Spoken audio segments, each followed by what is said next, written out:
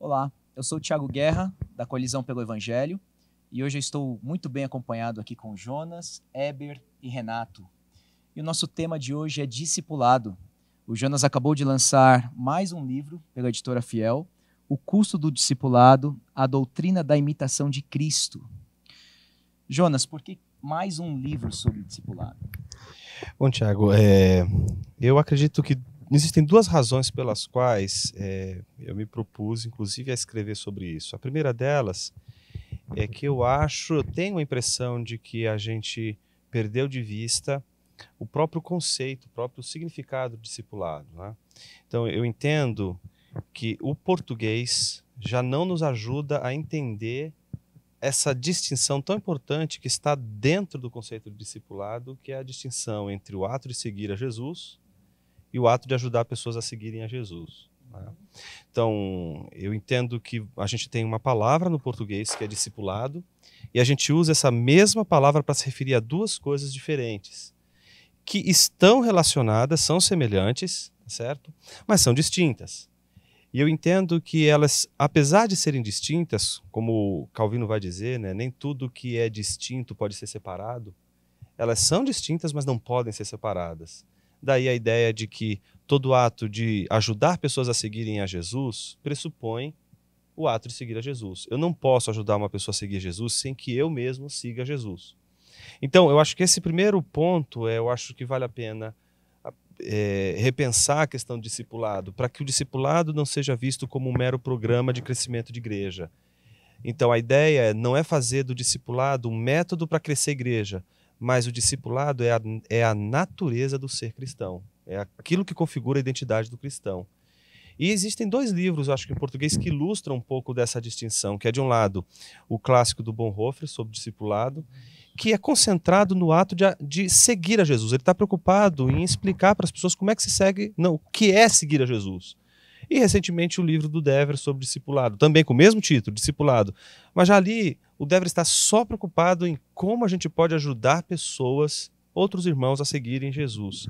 Então, eu entendo que, por essa razão, já é necessário retomar a discussão em torno do discipulado. E a segunda e última, que eu entendo ser importante, trazer novamente a questão do discipulado para a discussão, para o centro da discussão, é aí já uma inquietação minha. Eu tenho visto e percebido que o discipulado tem sempre, todas as vezes que a gente ataca a questão do discipulado, quase sempre a gente fica com aquele convite, não é, do tipo, né, poxa, eu preciso de um mentor, eu preciso de alguém para me discipular.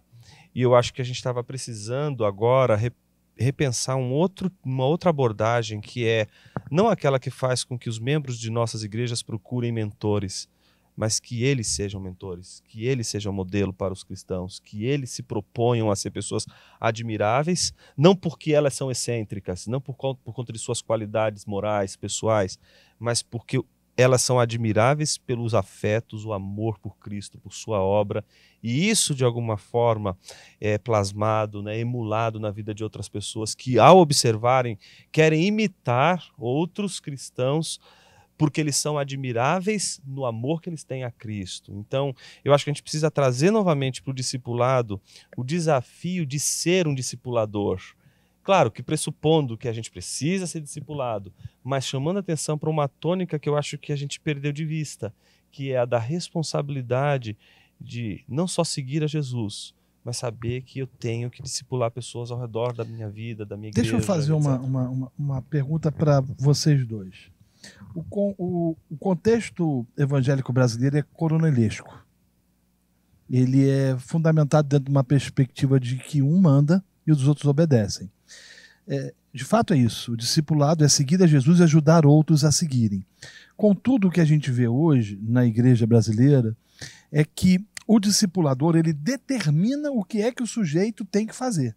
E se ele não fizer, ele está em rebeldia, em desobediência. De que maneira vocês acham que dá para mexer com o inconsciente coletivo da igreja brasileira quanto ao que de fato significa discipulado, já que muita gente criou medo ou tem medo dessa palavra, porque os relatos que se ouvem a respeito do ensino cristão, ou da amizade cristã, do discipulado cristão, são os piores possíveis. O que fazer?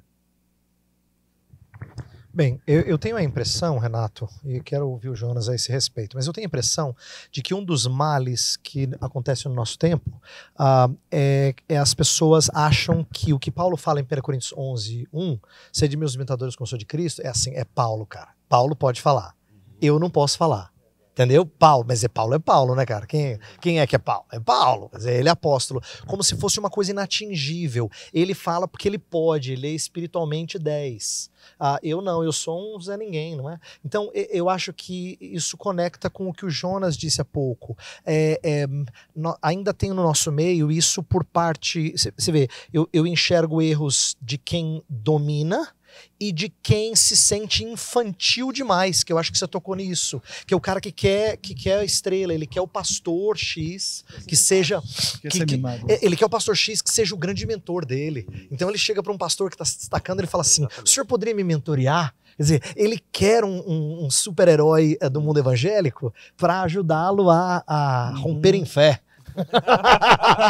Entendeu? Eu acho que isso aí revela, então, fraquezas de ambos os lados. É o cara controlador, que usa isso, ele é o que Pedro diz que nós não devemos ser, dominadores do rebanho. Tá? Lá o presbítero que não deve ser isso, mas eles são.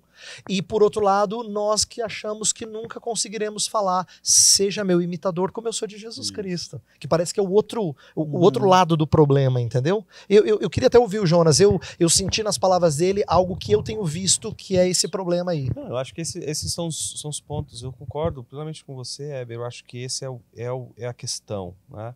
E entendo também a preocupação do Renato, porque é a deturpação do discipulado que tem prejudicado a presença do discipulado bíblico na igreja.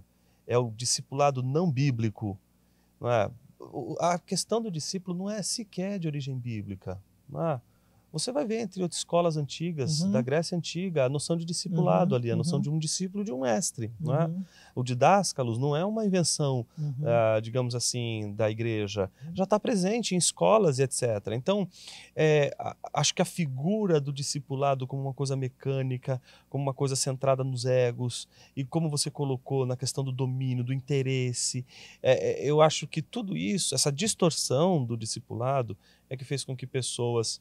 não só a questão do domínio, mas a questão, por exemplo, de fazer do discipulado o método de crescimento da igreja, fez as pessoas se afastarem, né? E você não diria que, eu queria ouvir também você, Renato, não é comum as pessoas usarem discipulado como sendo quase que a classe 2, tem a classe introdutória de novos membros, aí depois tem a classe de discipulado, você faz 13 lições, resolveu, cara. Você é discípulo de Jesus agora, verdade, entendeu? Assim, discipulado virou tão pueril, você falou, é vida cristã, você colocou o ensinar todas as coisas que eu vos tenho dito. Que tá lá na grande comissão. Ele tá relacionado a companheirismo, a amizade, mas para uns parece que é um cursinho rápido, cara. Você faz 13 lições e resolveu. Início da igreja e pronto, acabou.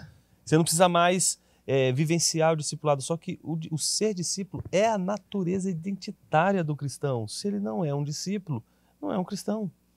Então é aí que eu acho que essas distorções prejudicam as pessoas de entenderem o discipulado, né? Porque eu tenho que procurar alguém. Ela não diz assim, não, eu vou conversar com esse irmão, mas eu vou conversar com esse outro irmão, vou conversar com aquele outro irmão, eu quero ouvir o que ele está dizendo. Deixa eu ouvir ouvir o evangelho. Eu não quero te dar segredos de como você vai ser uma pessoa feliz. Não, me fala como que você vê o evangelho. Eu só quero ver, me dá seus olhos para ouvir como você está vendo o evangelho. E eu acho que é isso que a gente precisa, entender o discipulado como a manutenção de uma conversação evangélica. E eu entendo que os pós-modernos, principalmente o pessoal envolvido na área de humanas, etc., eles apostam tudo numa conversação que afirma o différence, né? A questão de você, nas conversas, estabelecer ali abertura, né? A abertura para a liberdade, para você aceitar a sua própria identidade, para você ser quem você quer ser, não aquilo que os outros querem ser. E a gente tem a possibilidade de estabelecer conversações pelo Evangelho que vão dar contornos para a nossa mente. A gente está se proibindo, com a ausência do discipulado nesses termos na igreja, de formar uma mentalidade cristã. Porque ela precisa, a mentalidade cristã, para ser formada, ela precisa dessa conversa sobre o Evangelho. Então, eu vejo assim, as pessoas querem fazer pequenos grupos por afinidades na igreja. Então, as pessoas vão se reunir para quê? Cristãos para falar de futebol, para falar disso, daquilo. Nada contra, é legal falar sobre isso.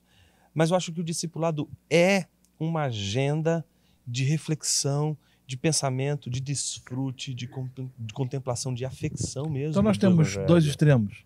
Um extremo dominador e um outro extremo que exclui ou que faz do discipulado como se fosse curso de 13 aulas.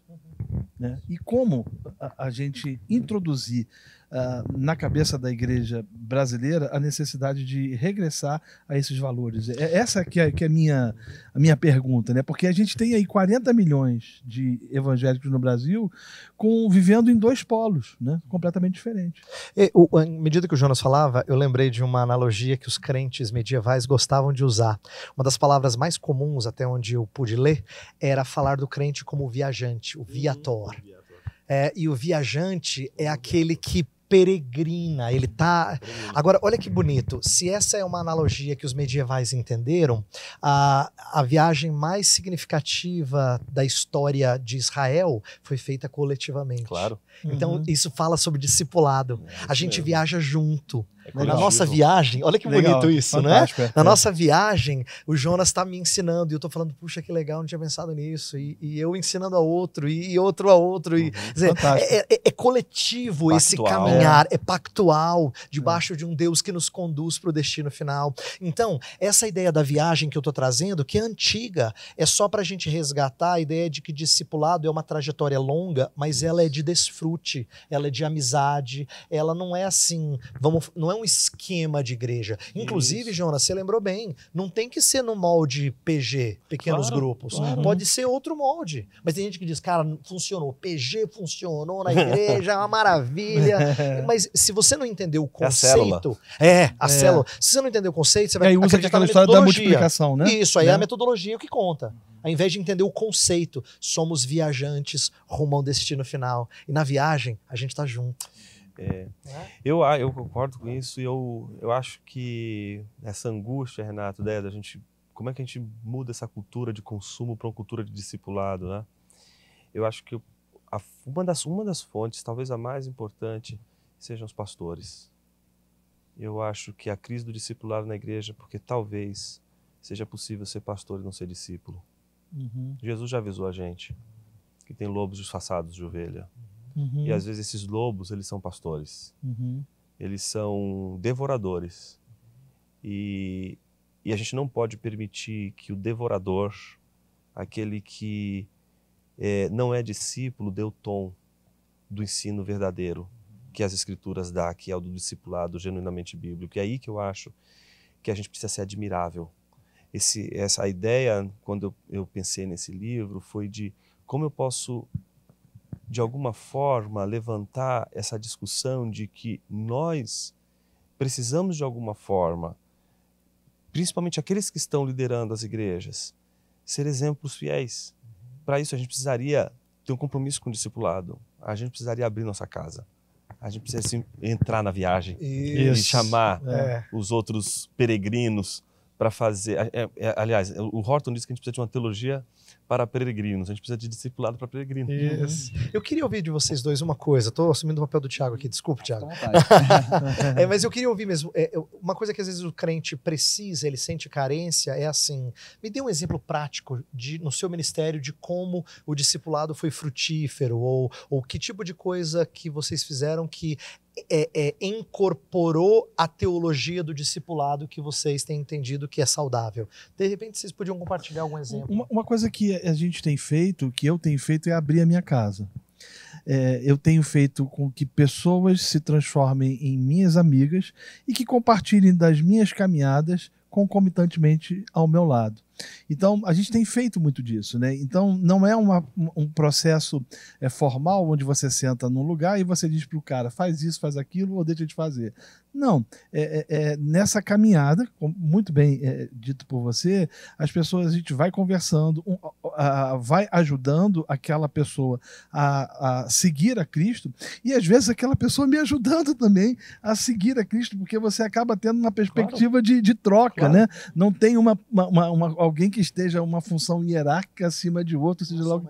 Exatamente. E isso tem funcionado. Então você tem criado uma perspectiva de uma igreja comunitária, de uma igreja de comunhão, de relacionamentos, onde as pessoas caminham juntos, crescem juntos, se admoestam juntos, né?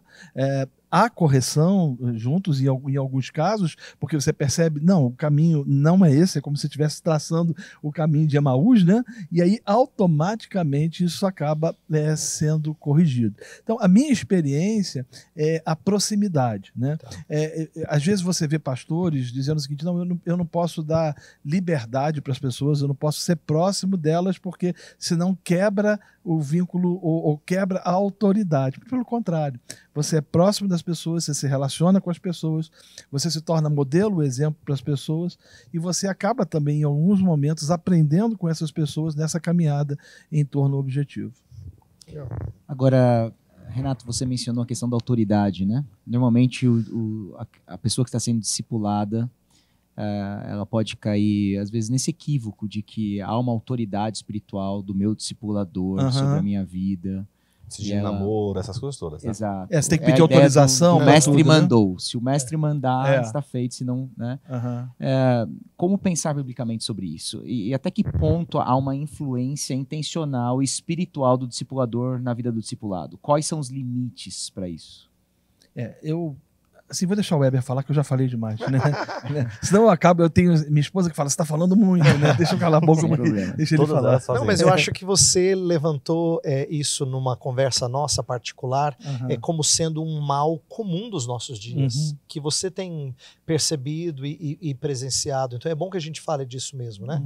Eu ouvindo um pouco do que você falava antes, com essa pergunta do Tiago, eu pensei assim, até o nosso Salvador, que é o Senhor dos Senhores, que é o Rabi por excelência, não é? Que poderia mandar e desmandar, como de fato fez em algumas questões, deixa Pedro fazer as bobagens dele, o alerta sobre isso,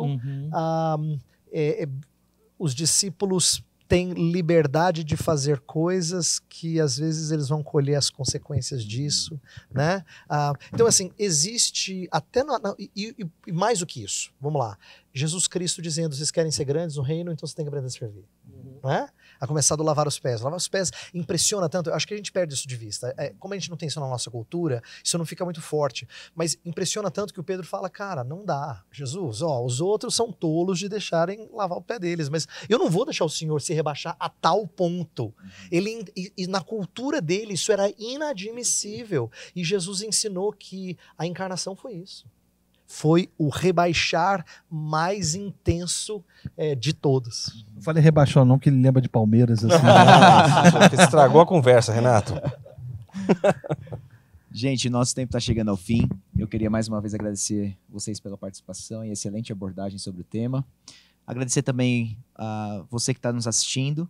Para mais assuntos como esses, pensando à luz das Escrituras, siga a Colisão pelo Evangelho nas nossas redes sociais. Que Deus os abençoe.